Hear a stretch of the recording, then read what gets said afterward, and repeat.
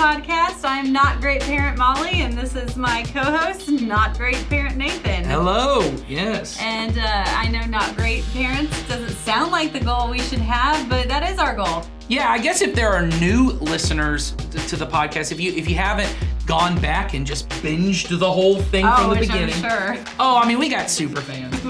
I said that on the previous podcast. They didn't believe it. And then we started having super fans write in with possible name ideas for the podcast I do with Jason and Ed. Oh, really? So I just want to say, we do have super fans. We'll let you know when the merch store opens. That's guys. right. We need to get some. But in case you're not a super fan, what does it mean to be a not great parent? Well, it means to be a good parent, and it Yes. means to be a parent who's focused on raising their children in the goodness of God and right. and a lifetime of them having the goodness of God in their life. Yeah, we want ultimately to pursue what Jesus said. Seek first the kingdom of God and what God says is his righteousness, or we could even say his goodness, Right. what he says is good. And that often requires us to not pursue greatness. Which the world defines for us Yes. as a lot of different things. Well, the way that we recently heard at a conference we went to, a family ministry conference, and I wrote it down because I thought it was so good. And because it's also me, I've now edited it and adjusted And it's it. now the Nathan version. It's now of it. mine. This does not belong to whatever that dude's name Yeah, was. it's edited enough that it's not a copyright. That's right. Now it is not. No plagiarism here. But basically, what they had said, and I thought it was good, is that most parents, including Christian parents, they define character or they define success for their kids as they want to produce happy, moral, successful virgins. Woo! Which is ultimately right. I want them to be happy. I want my kids to be happy. I want them to be mostly moral, like ethical. I don't want them to get into too much trouble. I want them to be successful, right? I want them to be whatever that looks like for them, if that's making lots of money or just being, having a job that means something to them or getting into a great college or playing sports and doing really well. And then I'd like them to be a virgin. And by virgin, what I really mean is I want them to abstain from, drugs and sex and alcohol and Getting criminal arrested. behavior. Yeah. Yes, I don't want that. And I consider that a success. If I raised a kid who's mostly happy, mostly moral, mostly successful, and mostly abstaining from all bad things. Which, honestly, I would like my child to those are have great those things things. too, but not at the expense of goodness. Well, and because- God's goodness. And that's Yes. what we are running toward with our children. Well, and there's a potential that when that's my goal, I stop at that and I think, great job on my part, because that's what I got. And I never get around to the goodness. But if I pursue the goodness, they may not always be happy. Long term, I believe my kids will be joyful and that they will be happy, because the Bible tells us that happy is the person who meditates on God's law. Happy is the person who follows God's law. They may not always be what we would call even the most ethical person. They may do things in our culture that often look like, only bad people hold those views. Right. Only bad people think that way. Right. They may not Gotta always go be against the successful. grain. Yeah. Yes. And raising good kids doesn't mean that they never make mistakes and that they never get into bad behavior, because the grace of God will help. My goal is not to raise these kind of perfect, great kids. It's to help them pursue God's goodness, and that's where they get to. And so we are firmly committed to having no great parents at Community Christian. So if you want to be a great parent, turn us off. But Yeah, if you want to this be a good is parent, not the place for you. stick around. So Yeah, we are not going to have tips and tricks to help your kids get into the right college. Yes. Well, today's episode, we are going to focus on a question that we received, and we love questions. So in the show notes, you'll see there's a way for you guys to submit questions. Please do. We've gotten great questions from you guys so far, good and great questions from you guys so far, and we want to talk about one of those today. Yeah. And so I'm going to have Nathan read it for you guys, and then we're going to just dive right in. Yeah, and I want to say we love getting these questions, I thought we had a really good discussion, not great, but a good discussion on our last episode about school choice, if you didn't get to hear it. And I think, I think those only come about, I would have never thought to have a conversation on that. No, we would have never, in all of our brainstorming, that would not have been what we would have chose. So that's why these questions you send us are awesome, because then we really can have conversations around the things that are going on in your heads, what you want to know. Well, and we are a church, we're a community, and we want these to be communal discussions, and we're the two who get the microphone. But Yeah, but we're not driving some kind of, we're talking about goodness, and we are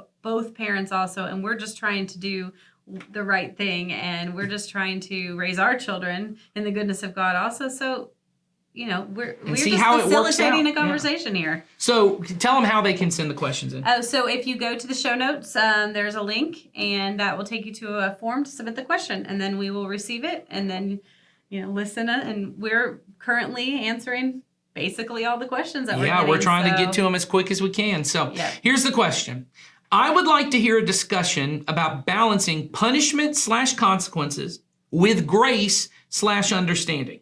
How can you punishment/consequences versus great and understanding? Okay, Right. Grace So and understanding. How can you balance the two, especially when you tend to be more toward one or the other? So let's start there first with. Let's tell me about your parenting style, because I want to hear your parenting style. It depends on the day, you guys. Truthfully, in my best, I am, I would say, authoritative, or I, am well balanced in Sure.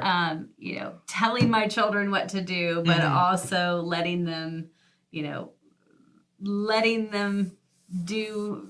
fail, letting them do things, and really using those as opportunities to learn from.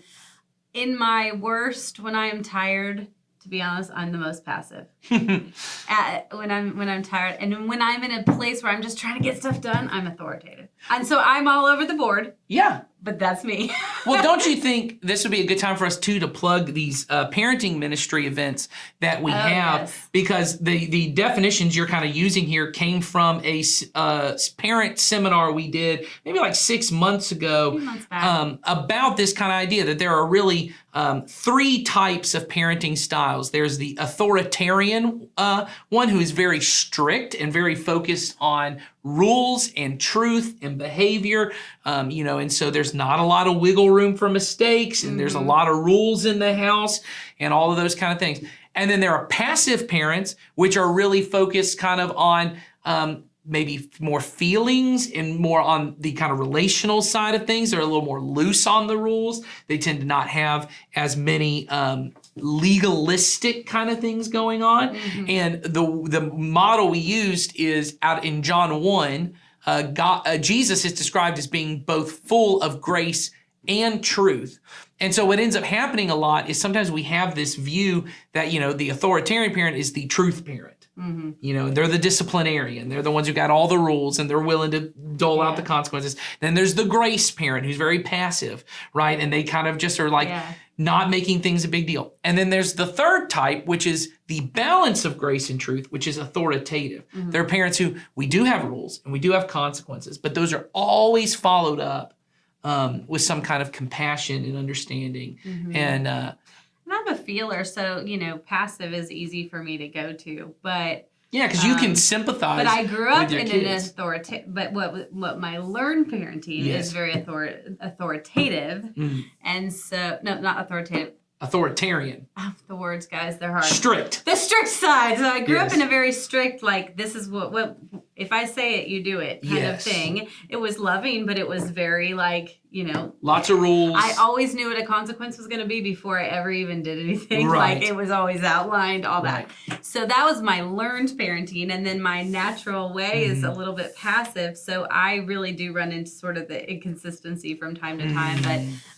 But authoritative is probably where I land more often than not. I don't think this maybe you can tell me if this is true, send this in as a thing. I don't think there are truly any fully passive parents, and what I mean is anything goes type parents. No. But I think there are, the word you used, inconsistent, I think is often the way it goes, where mostly I'm pretty passive about things, and then something kind of irks me or offends me or hurts my feelings, or I'm just really tired. And so now I'm doling out huge consequences. You're never leaving your room. You're never blah, blah, blah. And so we kind of swing from one pendulum to the other. I tend to be mostly, I want to say I'm authoritative. And I think, like you said, I think a lot of times I'm growing in this and I'm getting there. I think when I'm conscious of it and I'm very intentional, I'm authoritative. But as this person said, which I think is good, is which way do you lean? I think I lean more authoritarian.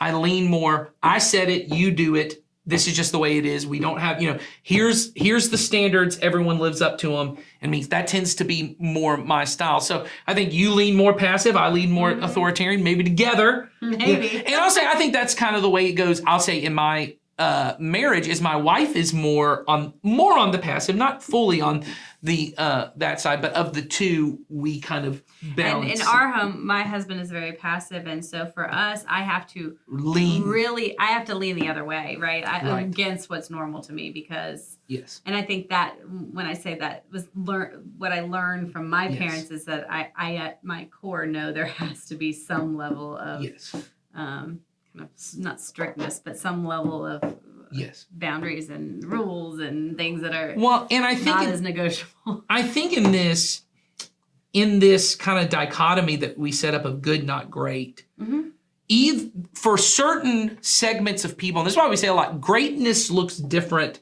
to everybody, because we often use the example like being on ball teams or, traveling a lot or grades, but that may not be your thing. So I think authoritarian is a great model of parenting. And what I mean by in greatness, because in authoritarian, you make sure my kids aren't ever going to prison. My kids aren't ever going to mess up. They're never going to embarrass me. They're never going to break through. They're going to be quiet, mannerly, perfect kids. And I'm going to set, and that's often my thing is like, I want you to look good and act good and be good. And I think the way to make that happen is by laying down the law and making it happen.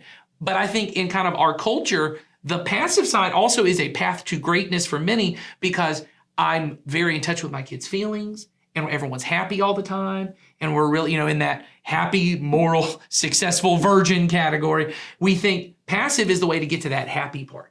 That's the way that I get to kids who are in touch with their feelings and I'm in touch with their feelings. And I don't ever, we use the word shame a lot. I don't ever shame them for the choices they make. I don't ever make them embarrassed that they did a wrong thing. We just kind of talk about it and make it happen. That's a path to greatness.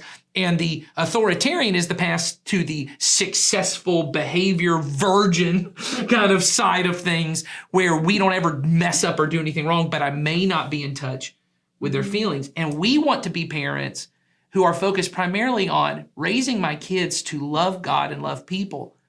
And that requires both parts of that, I think. I think so too. I mean, I think part of what we've talked a lot about is, conversations with your kids. And if you're an authoritarian, you might have to work on that aspect. Or we've talked about putting some boundaries for our children saying, hey, this is our family's priority. And that for people who are passive may be a struggle. So yes, it is a balance in those things. And so I say I'm inconsistent and I think that's okay. I think, but I think it's about being intentionally the parent type, you understanding where you're at and being intentional about and don't you think, things. So the goal is to love God and love people. And Jesus makes very clear, if you love me, you obey my commands. And I think sometimes we have really, by saying, Jesus, one command is to love God and love people. Sometimes that sounds like Jesus doesn't care about any other part of the commands he's given. But the truth is, Jesus says all the commands in the Bible can be summed up by loving God, which means if I'm going to love God, those other commands do matter. Me being a person who does not lie matters. I cannot love God if I'm lying to him and everyone else. And to his people. Yep. And I cannot love God if I'm losing my temper at every moment and blowing up on other people, or if I'm stealing, or if I'm doing these other things. And so part of teaching my kid to love God is giving consequences and giving boundaries, saying this kind of behavior is not acceptable in a home where we're going to love God and love people. But on the other side of it too, I've got to have enough grace that doesn't make you feel like you are worthless or incapable because of the thing. And so consequences, discipline is really a way, and you're going to hear Jason say this in a minute when we get to Jason's segment, this idea of punishment, that idea really needs to be taken out of our head. The idea of punitive, that I am punishing you for the thing. And because punishment is about you did something bad, now a bad thing will happen to you. Right. It's not about the correction of or learning to have a better behavior. It's about just I'm punishing you for that. Yes, the goal of discipline is what it sounds like. It is I am wanting to give it is a gift that I give to my children, that they are able to be self-disciplined, or as the Bible puts it, self-controlled enough to not lose my temper and scream and hit my sister because I'm upset, or to steal something when I want it, or to lie. That takes discipline. And so it may require when my child is not self-disciplined, me as the parent may have to step in and discipline them. Yes. To put that discipline around them. So we asked Jason, who is on staff here as one of our teaching pastors, but he also is over our kind of, we call them our pro parents, or right. our older parents. They're part of our parenting ministry team. Right, and he does a lot of these kind of seminars that we do around parenting. We asked him to give us kind of some guidelines on what is really the purpose of consequences, of discipline, and what are some guidelines to kind of do effective discipline. So let's hear what Jason has to say. So the podcast team asked me to come in today and talk a little bit to you guys about how to give consequences to our kids as parents. And the first thing I wanted to say is I am just like you. I am not a great parent, especially when it comes to this too. Today, what I want to talk to you about is really just my take on this. I don't think any of us are perfect at all on this. We don't get this right all the time because we're all different. Every kid is different. Every situation is different. And like I said, every parent is different in how we approach situations. So because of that difference, it's hard to just have one hard, fast rule on how to do consequences in every situation. But for me, again, just for me, what I always like to do is start with the end in mind. And what I mean by that is I like to ask questions of, well, what is my ultimate goal as a parent? And again, for me, my ultimate goal is I want to raise an adult who loves Jesus and who loves people. And so I try to think through when I give consequences to my kids of what is going to lead them to that ultimate end goal. And I try to use that as my guiding principle for how to do discipline or how to do consequences. So here they are in no real order, my principles for how to do discipline and consequences. And the first thing I would say is no matter what, I want to love my child well, and I want to preserve our relationship, at least as far as it depends on me. See, if I have to create a consequence to teach a lesson, I want to make sure that when I make that consequence, that I come behind it and I explain it in a way that my child can understand. And I'll say this is probably going to change as your kids get older. When they're younger, they can't understand certain things, but as they get older, you can have more adult-like conversations with them about why this consequence is being given to them at this particular time. And the thing is your kid doesn't have to like the consequence. But in the end, I at least want them to understand this is why mom and this is why dad are actually making this rule or giving you this consequence. So that's the first thing that's important to me and I think leads me to that ultimate goal. Second thing is this.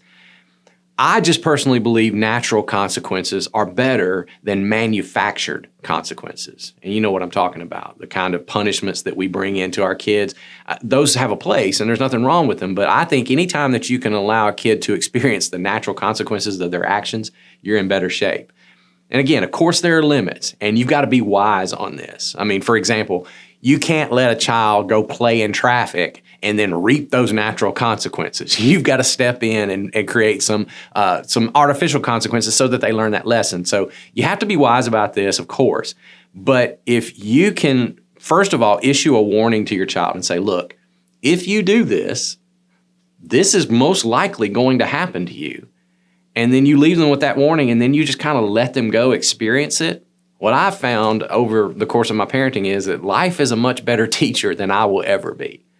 And then after that lesson is learned and they do experience those natural consequences, that's another opportunity for me to come in and talk and explain. And I will say this, you got to do it with a lot of compassion and a lot of empathy and not with this punishment kind of mindset. In fact, that leads me to my next principle. when you do give consequences or you have to lay out some kind of punishment or discipline, in the words of the old hip hop song in my era, you need to check yourself before you wreck yourself. And what I mean by that is, don't ever discipline your child when you're angry. Because if you do, you'll say something stupid, something you can't back up. You're never gonna see your phone for a month. Well, you probably don't mean that. Maybe you do, but we all say stupid things. You can't leave your room for a year. Well, that's because you're angry. You say things like that. And when you say things you can't back up, you lose credibility. And not to mention, you damage that relationship with your child that I was talking about earlier, which again is a huge value for me. And for me, I'm just not big on discipline and consequences just being punitive for punitive sake. I mean, I don't even like the word punishment for me personally. Because see, I want every consequence to connect to the action in order for them to learn a lesson that, again, steers my child back toward Christ-like love and Christ-like behavior. Because it all goes back, again, to that ultimate goal. I am raising an adult who loves Jesus and loves other people. So don't you think that consequence is actually part of grace? Yeah, I think ultimately, if you think about what grace is, and maybe this is a part of our misunderstanding around this, Jesus was the fullness of grace and truth. Even in the question, we think Jesus was the balance of grace and truth.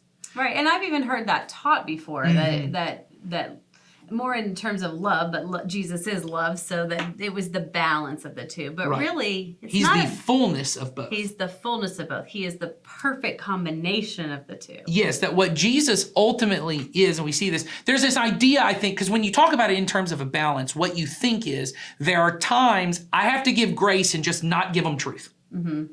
And so for this time, and I'll balance it. Or I need to give more grace, so I'll just give a little less truth. Mm-hmm. Or I need to give more truth, so I need to not give them much grace on this side. Right.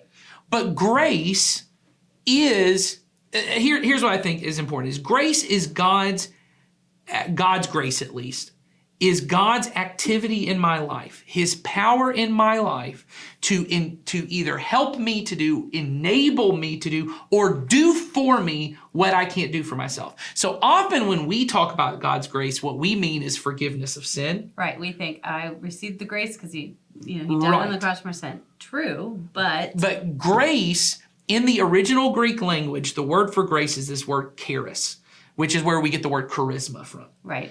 Charis is just a gift of kindness that someone gives to me. It's not something I've earned. It's just something someone gives to me. So Christmas gifts are charis. They are grace. I did not earn a Christmas gift. Someone just gave it to me. But a Christmas gift is also not just the forgiveness of my sins. Mm-mm.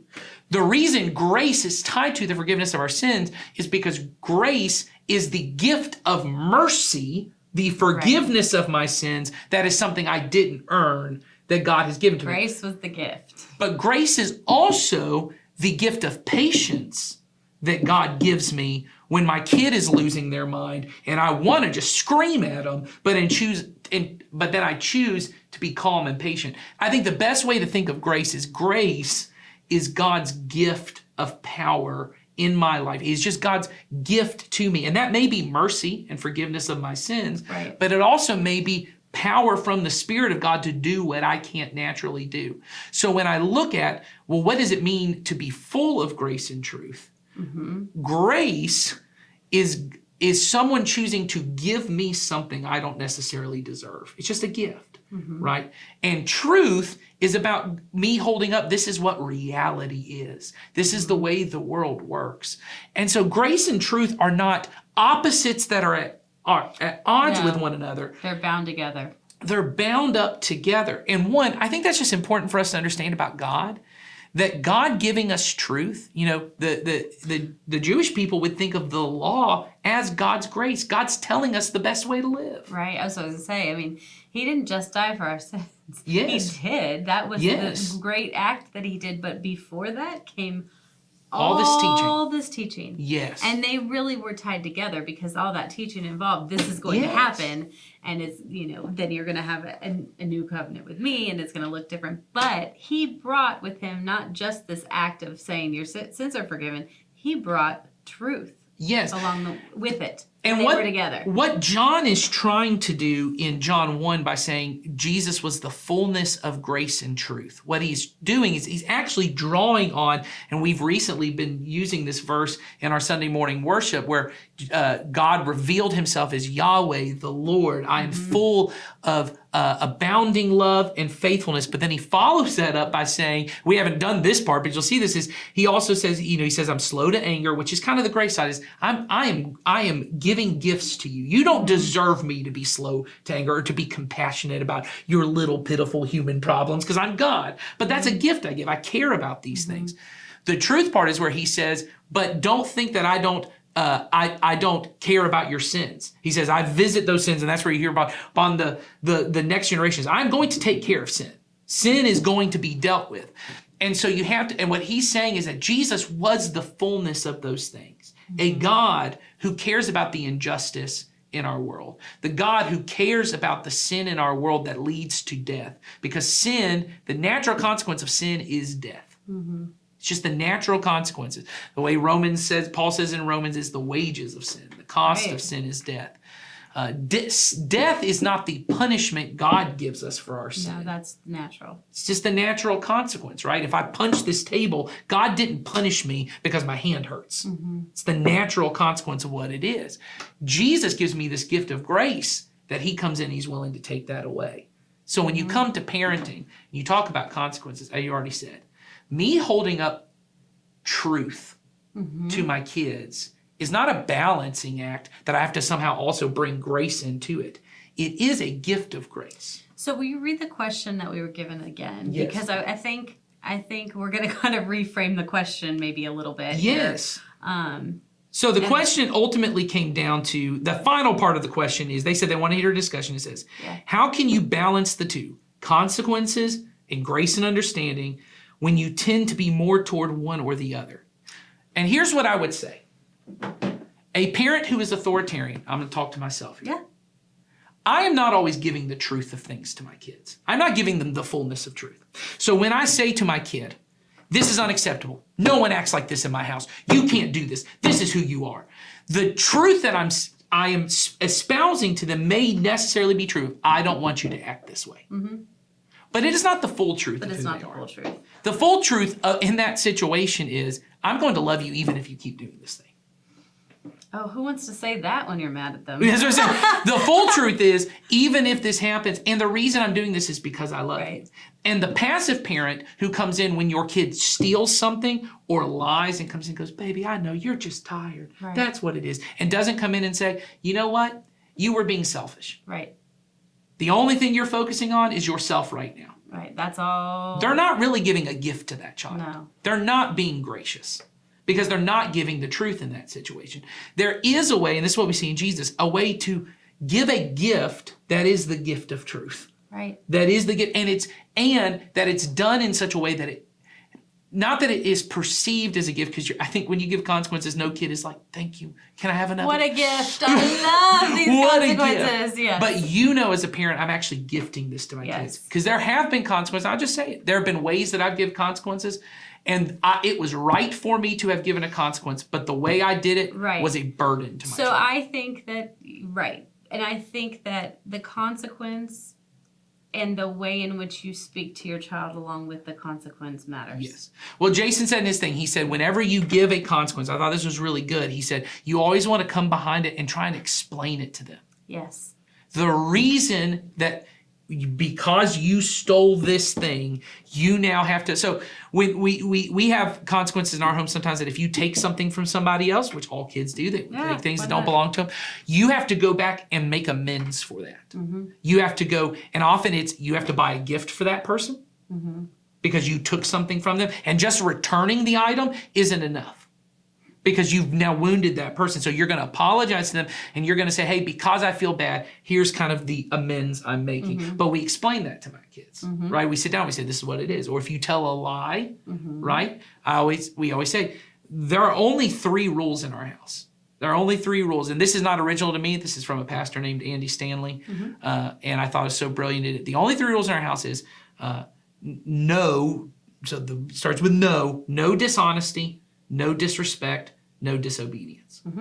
We don't have a lot of little nitpicky rules. So that comes down to start with disobedience. If I directly tell you to do something, you know, my girls are playing outside. We live on a golf course. The rule of the golf course is you can't be out onto the golf course while people are golfing, right? Which makes sense, right? Because they don't want little kids just hanging out. So our rule is they say, can we go up and ride on the golf course? There's no one out there. I go, yep, you can go up. But the moment you see a golfer, you got to come back to the yard. back.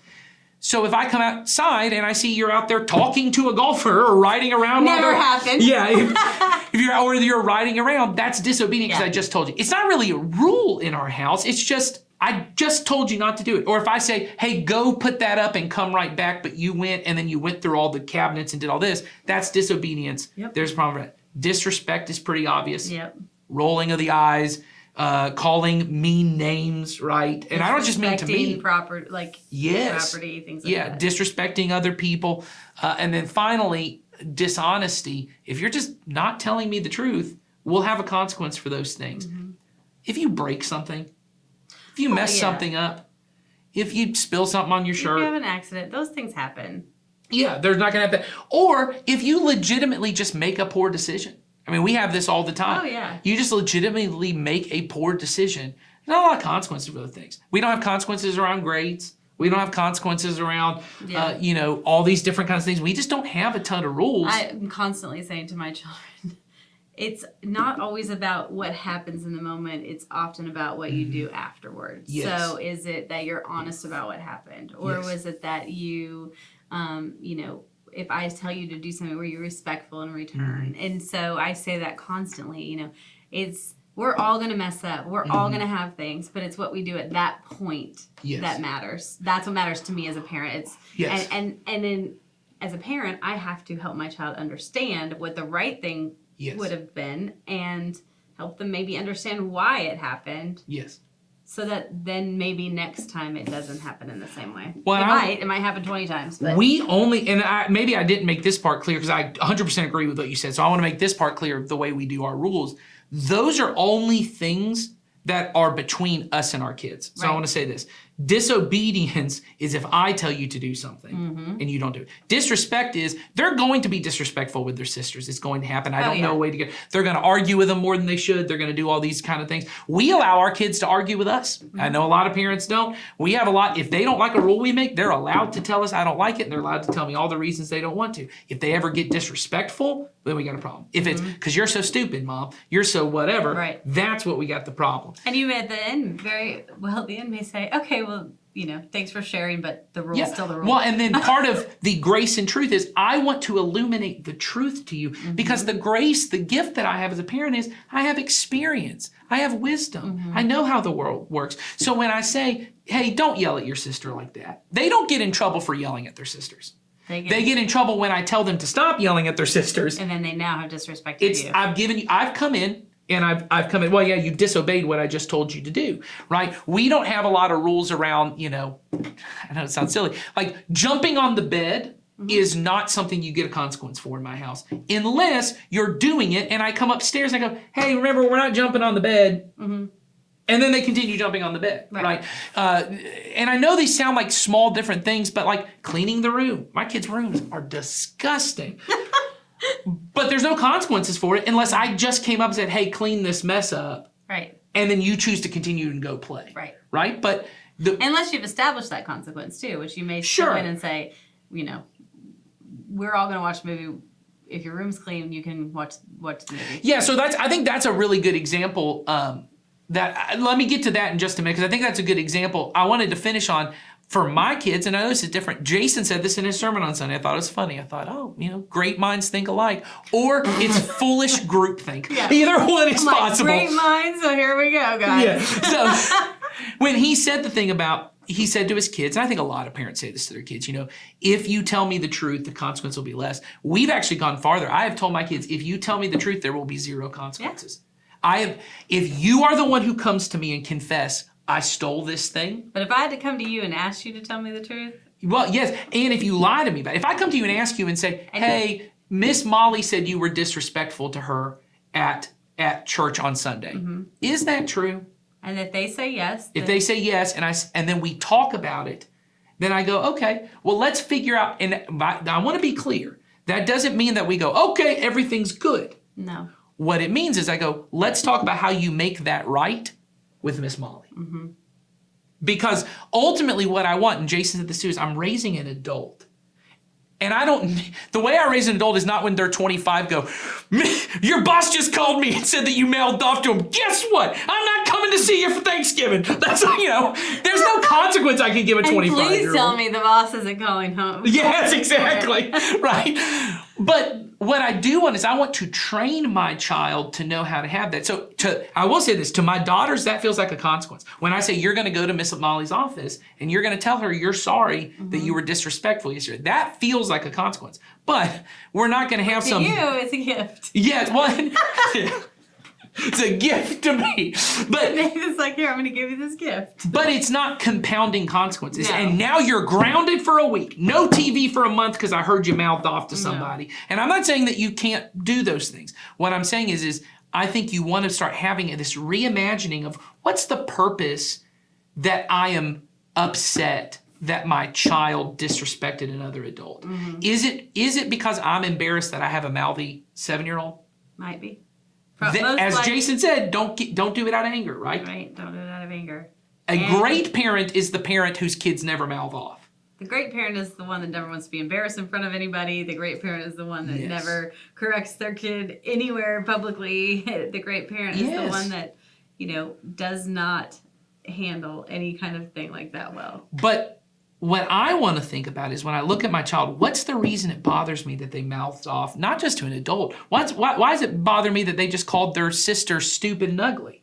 It's because they have disrespected a person made in the image of God, and that for their long-term health and their development as a person, and a person who I want them to love God and love people, if they can't learn how to make amends for those things, that's really going to be a problem in their marriage, in their whole life, in their work relationships. So my job as a parent is not just to, pop on the hand and say, bad job, don't ever do it again. And hopefully this punishment I give you will feel so bad you'll never want to do the bad thing again. It's honestly, and I often say this, is sometimes I get really mad and I mouth off to your mom. And she is my authority and she terrifies me. No. But sometimes I get frustrated at work and I say things I don't mean. You are never probably on this side of heaven going to get to a point that you don't say a disrespectful thing to somebody. No. The question is, what do you do after that? What do you do once you've, And that's why I was saying, to Molly's point, it's never the initial decision. It's how can we go forward? And that's, truthfully, we were given that from Jesus, right? Yes. He said, what you've done is, I'm forgiving you of this, but I've also instilled these things in you and given you this understanding. So we as parents, to answer the question, I think we as parents, it's not a balance of the two, but it is both. So yes, you can put consequences for your children. Yes. Because part of the consequence is a gift, because in that comes the truth that they need to hear and the understanding of why it happened. And that doesn't mean that it isn't painful for your child at times. Yes. It doesn't mean they're going to like it. It doesn't mean that you shouldn't do it. It means that those things are bundled together and you have to do both. Because they go together. But occasionally you run across things, and I do want to admit this because I don't want to make it sound like... we're not perfect at this, by the way. No. Well, and I don't want to make it sound like this is the only way to give consequence. I think this should be our primary first response when I see bad behavior in my children, on 2 caveats. One, when they are at an age they can't understand that conversation, then you just have to give consequences, right? I do pop a baby on the hand. Maybe you don't pop a baby on the hand. I popped my youngest on the hand when they touch something. They look at you like, whoa. Yes, or there was you're throwing a temper tantrum, you go to the timeout chair. Right. We did that too, right? And the benefit, I think, honestly, to my parenting was, because we were foster parents for so long, and you can't pop or spank or do any of those things, we had to get kind of creative with what consequences. And when you have young children who can't understand, your job is not to sit and just talk to them. And No, right. the way that you do help I'd say 5 and under, for the most part, general guideline, the way you help a 5 and under kind of understand the right response is through we don't yell when we're angry. So when you do, there's a timeout chair or there's a consequence on Cause this and side. effect kind of thing. Yes, because that really is all you're trying to teach. In fact, because we had children who at one point in their life were fairly neglected, the thing the therapist talked to us about was they did not, even at older ages, understand the idea of cause and effect. They really did not understand if I pick this up, it's no longer on the table.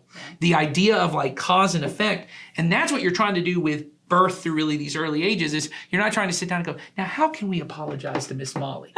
And I know that's more of the passive side, which I don't think is That's very when you get helpful. into the training years. That's part of the, you're Yes. training your children. So there are consequences for young children. You know, it's never acceptable to just start yelling when you're angry. It's never to throw a toy when you're angry or to lie or any of those kind of things. There may just be generalized consequences. I'm talking about when you're parenting older and you're starting to go into those elementary, middle school, high school ages. You want to be able to have those. And honestly, that's why we make dishonesty the main thing, because I want my kids to know, as Jason said, there's nothing you can do that will make me love you less. And there's nothing you can do that if you come to me, we can't figure it out. Because I don't want my kid getting to a place that they're so full of shame over the bad things that they've done that that their thought is, I can't tell mom because she'll make it worse. No, and that's not necessarily our bottom line here, but if you hear us say one thing, please hear us say that. Like, Yes.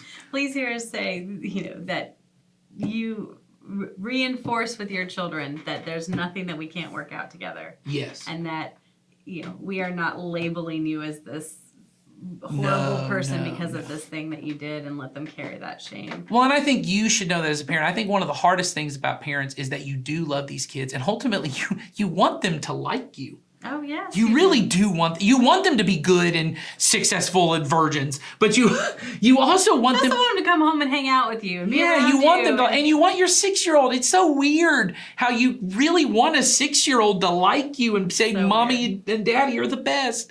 Especially when they say mommy's the best. Yeah, that's I right. have one of those. I'm like, come on, just who's the best One more around here? time. That's right. Who's Say the it worst, again for the guy in Daddy? the other room. Yeah. That's right. Did you say Daddy's the worst? But yeah, I think you really want those things. But the other part of it that we have to hold in kind of tension with all of that is this idea that really my goal is I want to help them become the kind of people who they get to a point of realizing my biggest problem is me.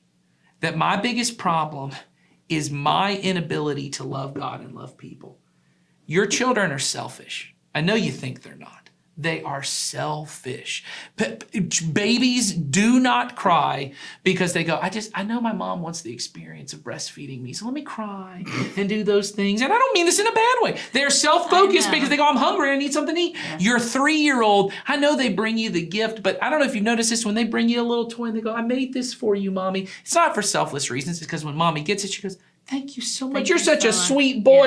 Yes. And which I think is good. I'm not saying it is. We're training them. We're using their own self-focused motivation to instill the right Yes. behavior. So you want to do the same thing with consequences. Like we said, when they're really young, you just want it to feel like, man, every time I yell and scream, not only do I not get what I want, but I end up in a room all by myself in a timeout chair and I can't do anything about it. This was not worth it.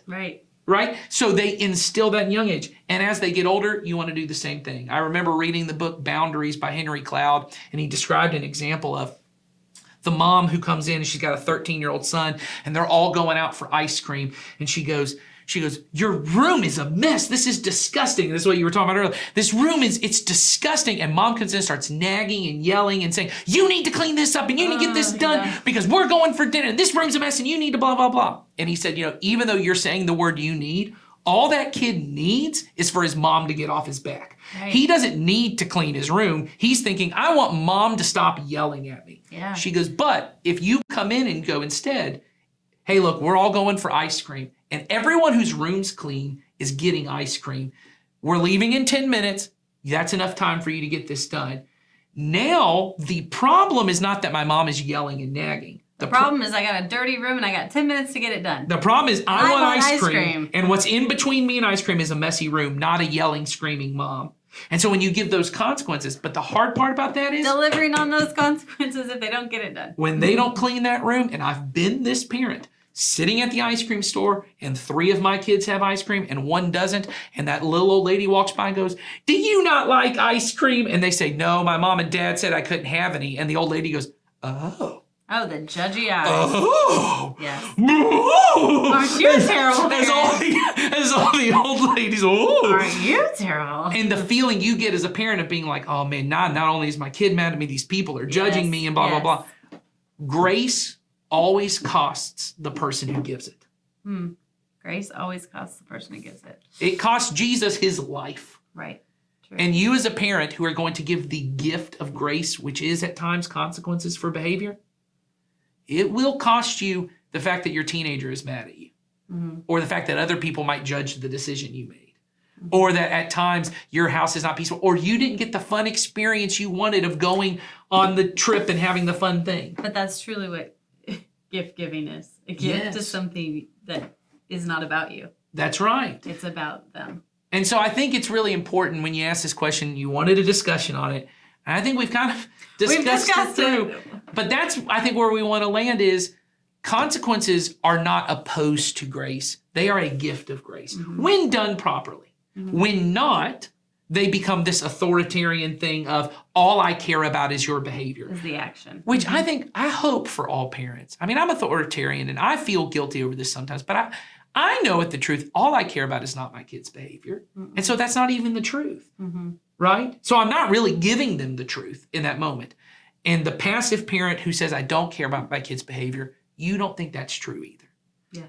And you're not really giving them a gift of grace by never giving them a consequence. Because when they are a 25-year-old who just got divorced because their spouse couldn't put up anymore with their temper or the fact that they never apologized for anything they did, or they just lost their third job because they can't do anything they don't want to do, you did not give them that gift of grace. And this isn't to shame anybody. No. We are not responsible for our kids' behavior. Our kids will turn into adults and they're going to make their own decisions. Our goal as a parent is to give them both the grace and the truth, because truth is a gift of grace. To be like Jesus for them, even though we can't do it perfectly, which is why we say around here all the time, good parents realize I need to care about my relationship with Jesus as much as my kids. So He's given us that same thing, and it's all in there. If I'm going to give grace to my kids, I need to be the conduit. God gives me the grace to be patient. God gives me the grace to control my own temper when my kid hurts my feelings. God gives me that grace so I can give the grace to them. And then at that point, we allow God to handle the rest of it. Well, we're going to end there. And if you guys have more questions, please submit them to us. We want them there. Go to the show notes, click on the link, and we will see you all next time. Have a great day. See ya.